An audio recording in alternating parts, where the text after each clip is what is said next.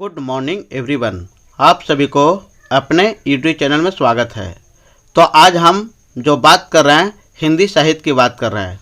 BPSC teacher जो है 7वां phase में हिंदी से सवाल बहुत ही डीपली आते हैं, इसलिए हिंदी साहित्य के जो है चुनिंदा सवाल, सिलेक्टेड सवाल जो है वो हम पूरा यहाँ करवा रहे हैं इस वीडियो में। इस वीडियो में 25 सवाल है। आप अपने स्कोर के भी जांच सकते हैं और कितना आपका तैयारी है इसके बारे में जानकारी ले सकते हैं। तो चलिए हम शुरू करते हैं। सवाल नंबर 1 की तरफ देख रहे हैं। किस ग्रंथ में राधा कृष्ण के प्रेम का अनूठा वर्णन है? तो इसका आंसर जो है ये आंसर पदावली है। पदावली में राधा कृष्ण के प्रेम का अनूठा है और ये पदावली जो है विद्यापति की है। सवाल नंबर 2 स्क्रीन पर आ चुका है।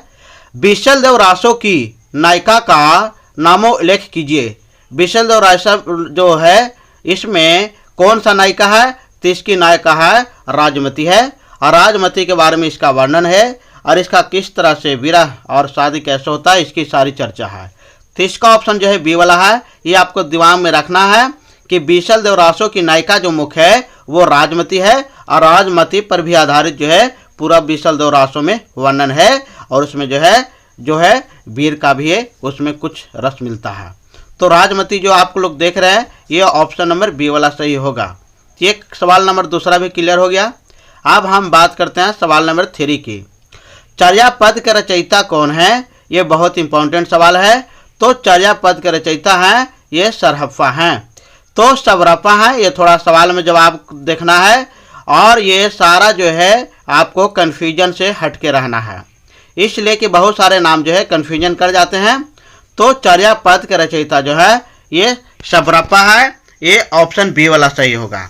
ये चारों ऑप्शन में कुछ ऐसे ऑप्शन है जो थोड़ा बहुत अंतर रहता है, जो समझने में या फिर ऑप्शन चुनने में दिक्कत होता है। तो ये सारा जो है अच्छे से पढ़ करके आप ऑप्शन चुनिएगा। सवाल आगे की बात कर रहे हैं।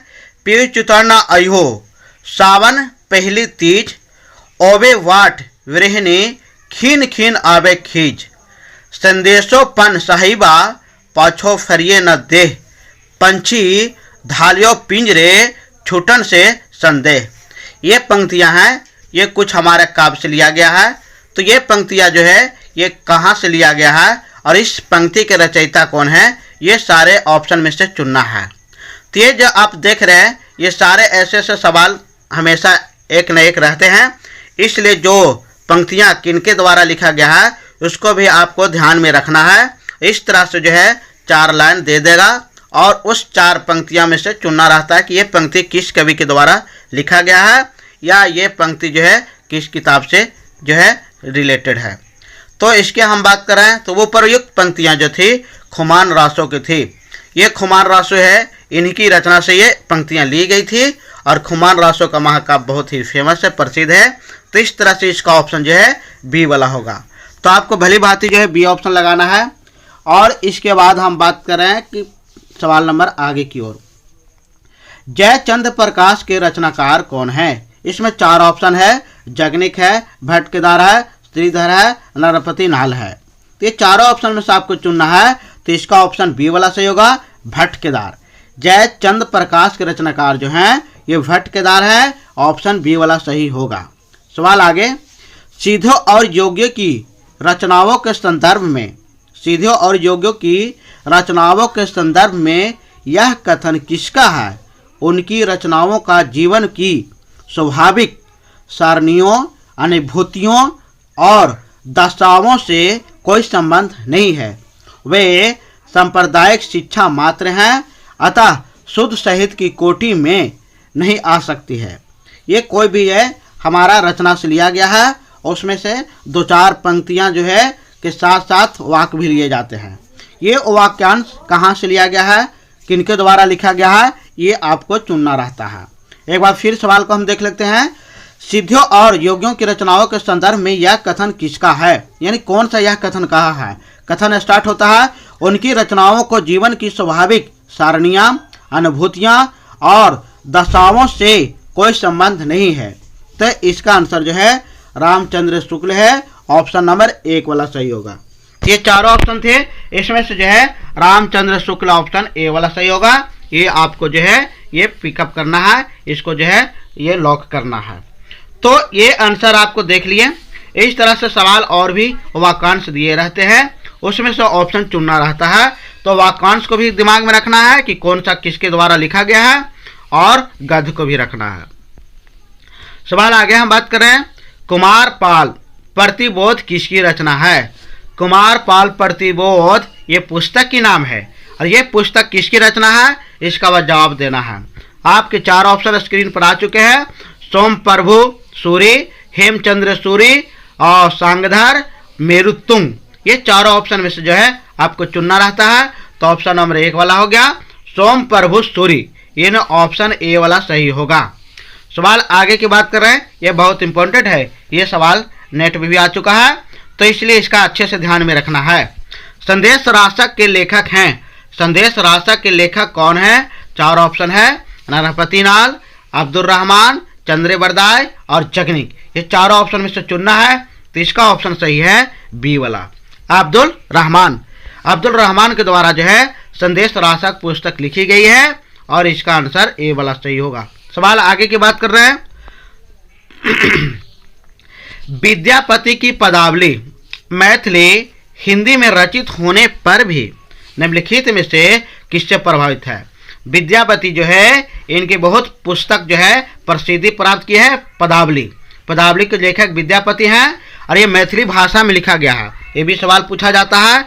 तो कह रहा है कि विद्यापति जो है वो, अब आगे सवाल हम देख रहे हैं, भला हुआ जो मारिया वहनी हमारा कंतु, और लजेन तू वह सिहु जय भग्यो धरो एंतु, ये प्रसिद्ध पंक्तियां इनमें से किस कवि की है? तो ये 4 ऑप्शन है, सांगधार, सोम प्रभु सूरी, कन्हप्पा, हेमचंद्र। तो इसका ऑप्शन जो है हेमचंद्र बी वाला होगा। तो ये भी पंक्तियां आपको याद रखना है। पंक्ति एक बार फिर दिमाग में रखते हैं ताकि ऑप्शन हमेशा ध्यान में रहे। भला हुआ, और सवाल आगे अब को आ चुका है।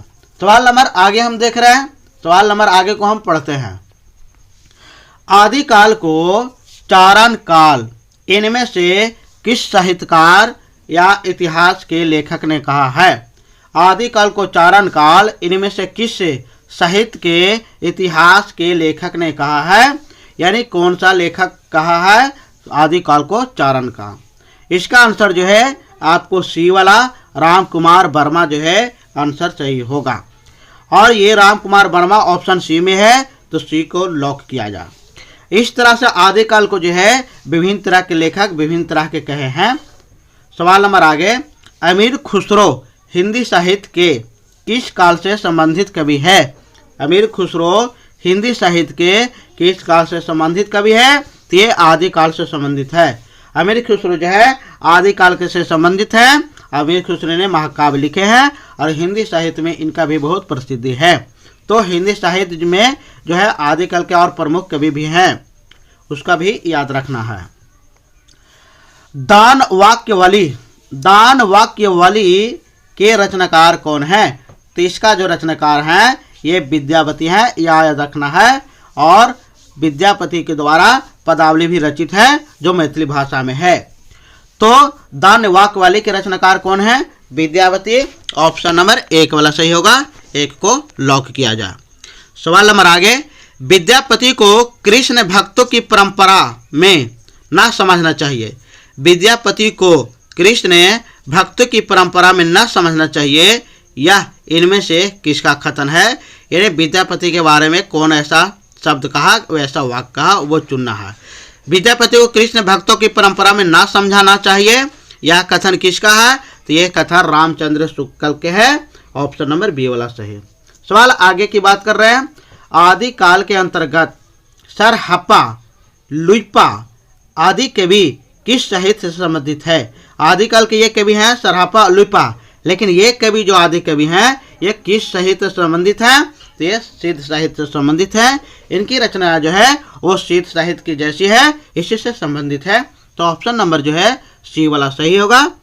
और सवाल नंबर आगे की हम बात कर रहे हैं, निम्नलिखित काव्य धाराओं में से कौन सी काव्य धारा भक्ति काल के अंतर्गत नहीं आती है? इसमें देखिए जो सवाल आता है उसमें नहीं को ध्यान देना है, इसलिए ओवर कॉन्फिडेंस में ये गलत मारा जाता है। कह रहा कि काव्य धारा भक्ति काल के अंतर्गत नहीं आती है, तो ऑप्शन नंबर रासो काव्य, ऑप्शन नंबर बी वाला सही होगा। तो ये आपको दिमाग में रखना है कि काव्य धारा कौन नहीं आता है। सवाल आगे, सिंध सामंत युग की कविताओं की सृष्टि आकाश में नहीं हुई है, वह हमारे देश के ठोस धरती की उपज है, यह कथन किसका है? ये सवाल थोड़ा सा अच्छा से देखिए। कह रहा है तो इसका आंसर जो है राहुल संस्कृतायन, यानी आपका सवाल कह रहा है सिद्ध सामंत युग की कविताओं की सृष्टि आकाश में नहीं हुई है, यह हमारे देश की ठोस धरती की उपज है, यह कथन किसका है? तो राहुल संस्कृतायन का है, ऑप्शन डी वाला सही होगा। डी को लॉक किया जाए। तो इस तरह से सवाल भी कंप्लीट हो गया। अब सवाल आगे आपको स्क्रीन पर आ रहा है। तो ये सवाल नंबर देखिए आपको आ रहा है। अब इसके में पढ़ते हैं। जिस साहित्य में केवल धार्मिक उपदेश हो, जिस साहित्य में केवल धार्मिक उपदेश हो उससे उस साहित्य निश्चित रूप से भिन्न है जिसमें धर्म भावना प्रेरक शक्ति के रूप में काम कर रही है। धार्मिक साहित्य होने मात्र से कोई रचना साहित्यिक कोटि से अलग नहीं की जा सकती है, यह कथन किसका है? आप एक बार फिर सवाल को अच्छे से ध्यान में पढ़िए। जिस साहित्य में केवल धार्मिक उपदेश हो उससे वह साहित्य निश्चित रूप से भिन्न है जिसमें धर्म भावना प्रेरक शक्ति के रूप में काम कर रही है। धार्मिक साहित्य होने के मात्र से कोई रचना साहित्यिक कोटि से अलग नहीं की जा सकती है, यह कथन किसका है? तो यह कथन ऑप्शन नंबर ए वाला सही होगा। ए को लॉक किया जाए। इसका आंसर जो है हजारी प्रसाद द्विवेदी। ये कथन जो कहे हैं हजारी प्रसाद द्विवेदी कहे हैं, इसका ऑप्शन जो है ए वाला लॉक किया जाए। तो ये चारों ऑप्शन में से आपको चुनना रहता है और सही से चुने। सवाल आगे की बात कर रहे हैं। इस संबंध में इसके अतिरिक्त और कुछ कहने की जगह नहीं है कि यह पूरा ग्रंथ वास्तव में जाली है। पृथ्वीराज रासो के विषयक की यह स्थापना किसने कहा? यानी इस संबंध में कोई अतिरिक्त और कुछ कहने की जगह नहीं है कि यह पूरा ग्रंथ वास्तव में जाली है। पृथ्वीराज रासो विषयक की यह स्थापना किसकी है? तो यह स्थापना की कहानी जो है यह रामचंद्र शुक्ल की है। यह जो स्थापना किसकी है? तो रामचंद्र शुक्ल की है कि पृथ्वीराज रासो विषयक जो है वो वास्तव में जाली है। तो इसका answer Ramchandra Shukla, option A वाला सही है। सवाल आगे बात कर रहे हैं। इस ग्रंथ में श्रृंगार की प्रधानता है, वीर का रस कंदिचित आभास मात्र है। रामचंद्र शुक्ल की यह मान्यता किस ग्रंथ से संदर्भ है, किससे संबंधित है? तो विशल देव रासो से संबंधित है। इसमें श्रृंगार की प्रधानता है और वीर रस की किंचित आभास मात्र है। तो ये जो आंसर है इसका विशल देव रासो हो गया, ऑप्शन बी वाला सही होगा। पी को लॉक किया जाए। वे सांप्रदायिक शिक्षा मात्र अतः शुद्ध साहित्य की कोटि में नहीं आ सकती है। सिद्धनाथोस योगियों की रचनाओं के विषय में यह कथन किसका है? वे सांप्रदायिक शिक्षा मात्र है अतः शुद्ध साहित्य की कोटि में नहीं आ सकती है। सिद्धो नाथो जोगियों की रचनाओं के विषय में यह कथन किसका मत है? तो इसका आंसर जो है आप लोगों को दिमाग में रखना है। तो यह हमारा ऑप्शन मिश्र बंधु का होगा, तो आपको ये ध्यान में रखना है। तो ऑप्शन नंबर डी वाला सही होगा, मिश्र बंधु। तो आपको ऑप्शन डी लॉक करना है, डी को लॉक किया जाए। तो इस तरह से सवाल जो है ये चार ऑप्शन से रहते हैं, चुनना है और उसमें घबराना नहीं है। इसका आंसर है रामचंद्र शुक्ल, सी वाला सही होगा। इसको आप सुधार लीजिएगा, इसलिए कि ये कथन जो है रामचंद्र शुक्ल का है। रॉलवेल के विषय में कौन सा तथ्य सही नहीं है? रॉलवेल के विषय में कौन सा तथ्य सही नहीं है? तो इसका ऑप्शन डी वाला होगा। इसमें रॉल नामक नायक का शौर्य वर्णन है, ये सही नहीं है। बाकी आपका सही है। इसके रचयिता रोड़ा नामक कवि हैं, सही है, यह मूलतः सही है। सवाल नंबर आगे, निम्न में से कौन सा एक युग में असंगत है? तो असंगत है गणपति चंद्र गुप्त विद्यापति की रचना नहीं है, ये आपको दिमाग में रखना है। बाकी सब सही है। शिव शंकर के पुष्पदंत की रचना है, राम कुमार स्वयंभू की रचना है और राहुल संस्कृतान सरापा है, यानी प्रथम कवि जो माने हैं इसका है। तो इस तरह से जो है विद्यापति इसको प्रथम कवि नहीं माने हैं, इसलिए ऑप्शन नंबर डी वाला सही होगा। सवाल आगे, कौन सा विकल्प सुमिलित नहीं है? सुमिलित का मतलब गलत कौन सा है? तो ये ऑप्शन ए वाला सही है। सर्वाकोचर देवसन की है। नेमिनाथ रास सुमंतीगण की है। और भरतेश्वर बहुलरास सल्त्री भद्रे सूरी की है। ऑप्शन डी वाला गलत है, ये गलत है, इसी को सही लॉक करना है। तो रेवंती गिनरिस जो है जीर्णम सूरी की नहीं है, ये इनकी रचना नहीं है। इस तरह से ऑप्शन डी वाला सही है, डी को लॉक किया जाए।